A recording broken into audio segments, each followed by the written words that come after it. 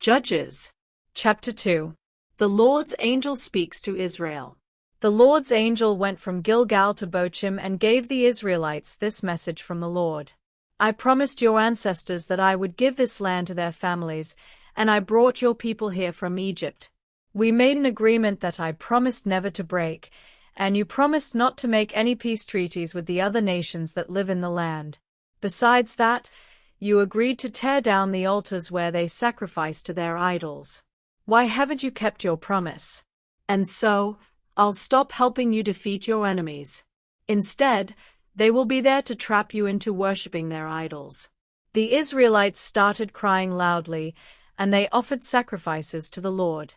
From then on, they called that place crying. Israel stops worshipping the Lord. Joshua had been faithful to the Lord.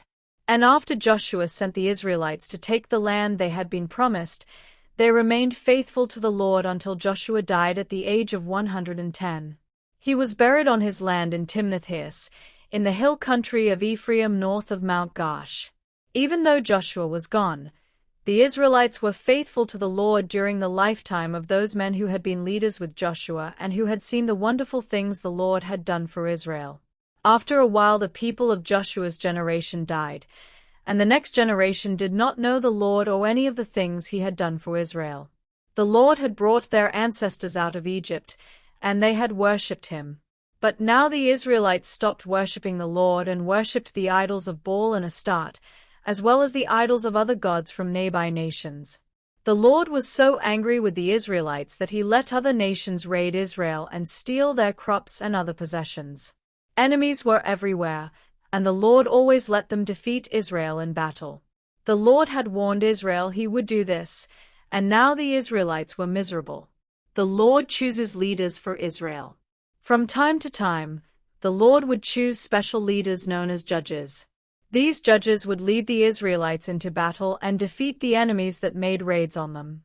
In years gone by, the Israelites had been faithful to the Lord, but now they were quick to be unfaithful and to refuse even to listen to these judges. The Israelites disobeyed the Lord, and instead of worshipping him, they worshipped other gods.